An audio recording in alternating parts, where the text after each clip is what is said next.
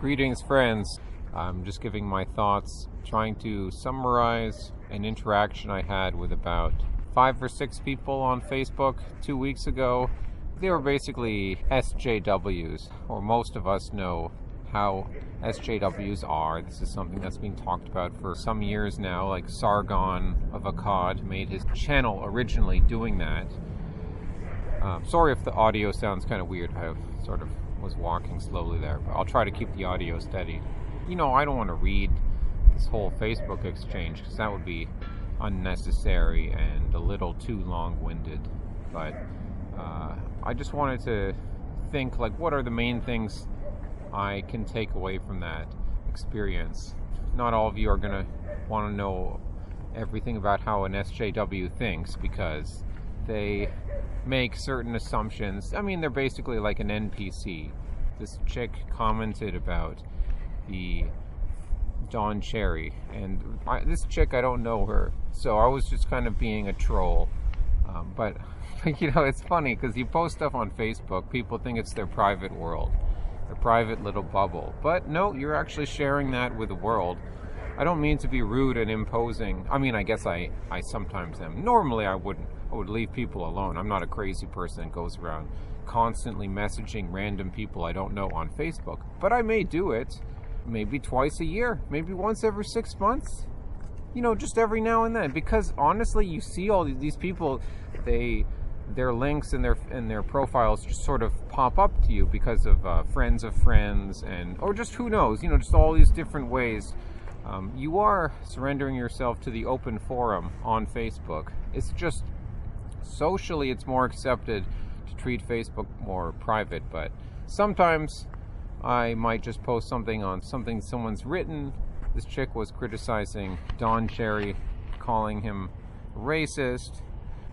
She was some white woman in her mid-20s, and she was just getting a bunch of feedback from her friends.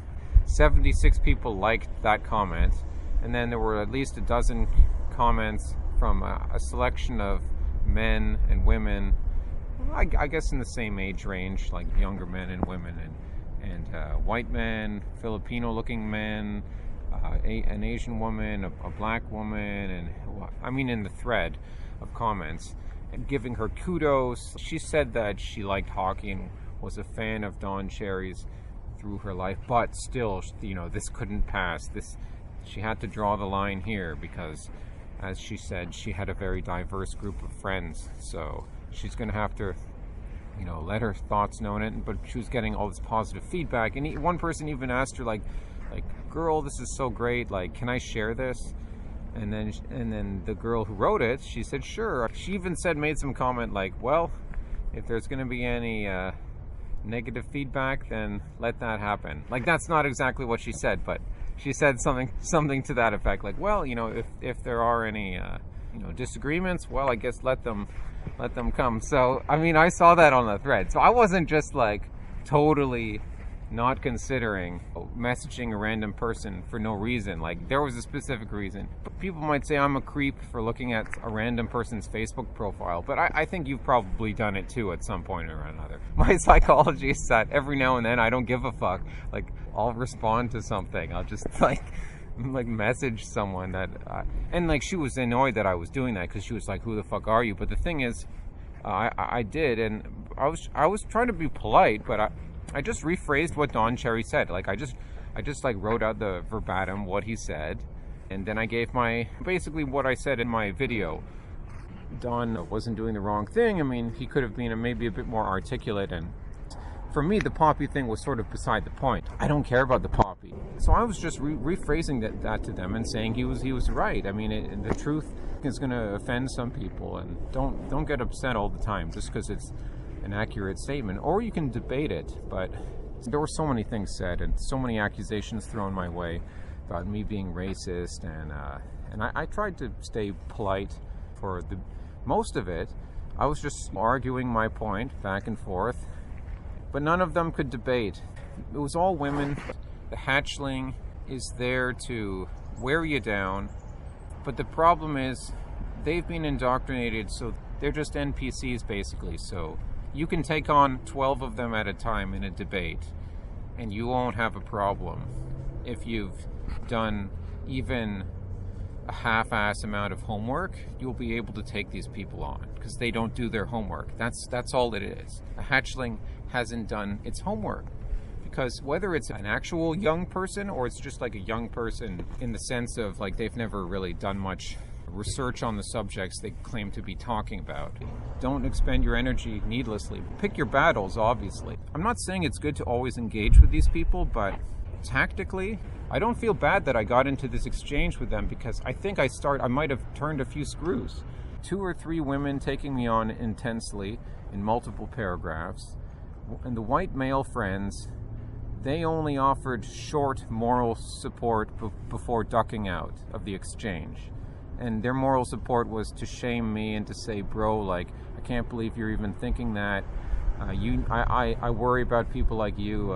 You're saying, and then, or they might say, you're saying straight up white nationalist shit. This is fucked. Like, you're a fucked up person, man. And it was like their whole world. They hadn't encountered anyone like me that was going to say those things to them.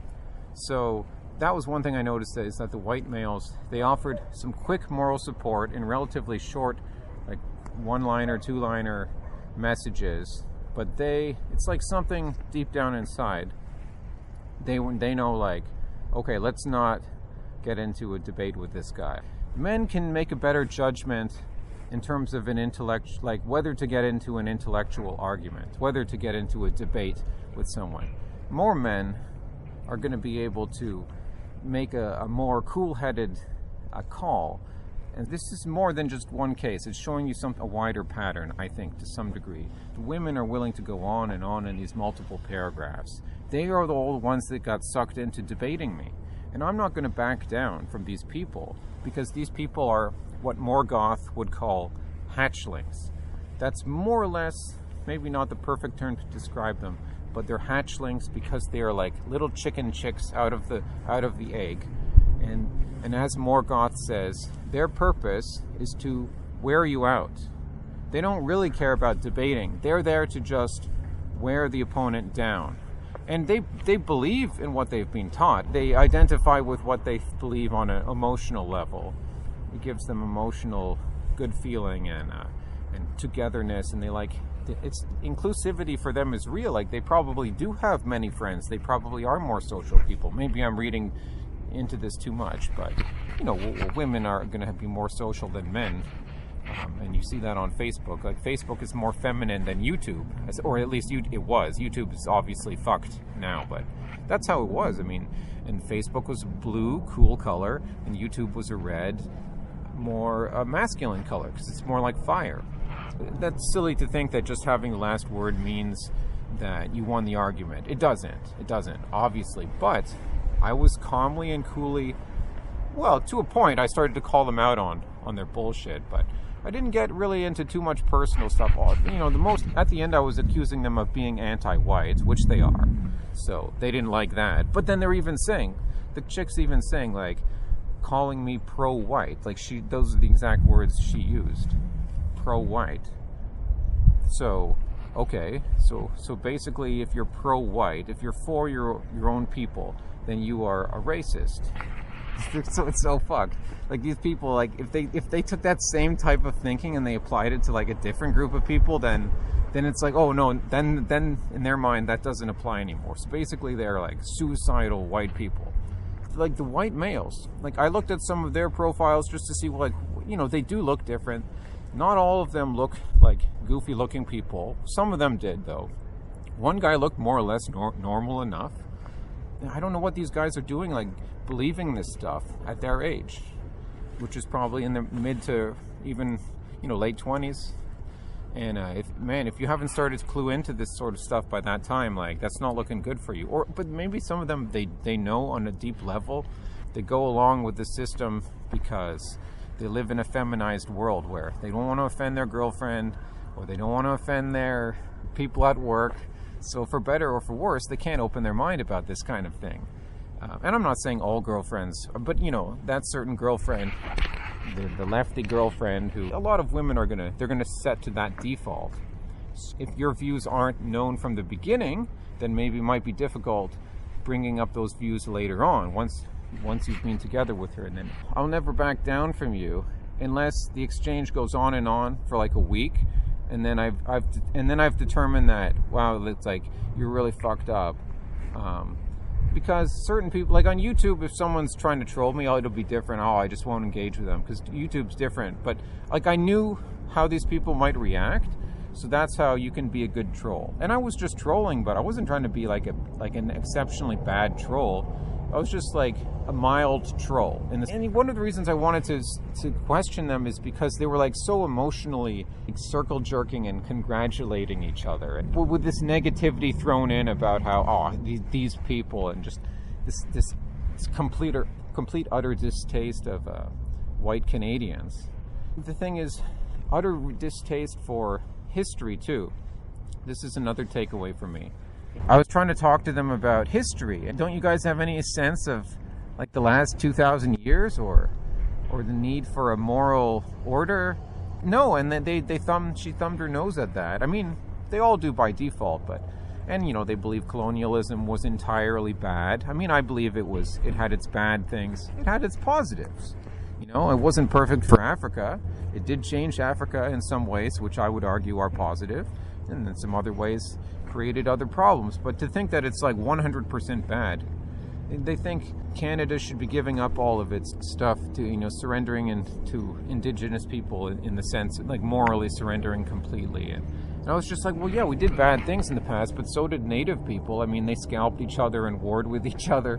Don't you have any conception? Like, all the races have blood on their hands.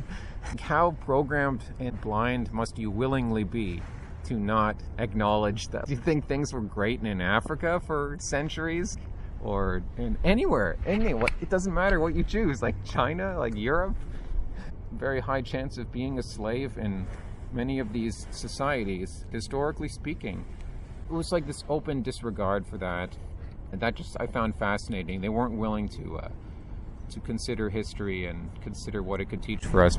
I don't know about the committed ones, but some of the ones who were watching, who didn't say anything, because there was at least a dozen people are going to be receiving notifications. Of that number, like, you never know, especially some of the white males, who didn't engage because they knew deep down that there was some truth to what I was saying. That scares them probably. So you never know. Sometimes you can engage hatchlings and they can't peck you off because if you have enough persistence, they're going to run out of energy. And then because every paragraph is winning for you, because they're just repeating their accusations, calling you words, calling you bad adjectives. You're this, you're that, you're pro-white, you're racist. But meanwhile, you're just repeating your points, exposing what they're saying is wrong, responding to their points, repeating yourself where you have to, but being smooth enough and writing good enough that every further paragraph, the controllers above them are going to be like not happy that this is going on. They're like, these hatchlings, they're making a bad show for us. This is not good. This is not a good show for everyone else who might be tuning in. We got to cut this out. And so that's why eventually the hatchlings are going to give up, I think. Maybe not. I mean, maybe if it's 100 of them, if it's a Twitter barrage, then yeah, you never. But individuals, like among them, they will start to give up. So you can, in some cases, engage with hatchlings and defeat them in a sense. I don't mean to say, I won the argument because I had the last word. No, it's not that simple. But I know from how I interacted with them, I feel like I did gain something from this experience that was positive for all of us. And even them, I think some of them are going to learn. Because all I did was try to communicate the truth. And that's all you can do in the end, is you don't mean anything bad, but just try to explain to people that you're just trying to communicate the truth. And if I've got the truth wrong, then let's talk about it. Let's see where each of us stacks up or does not stack up according to sense. So hasta luego, amigos.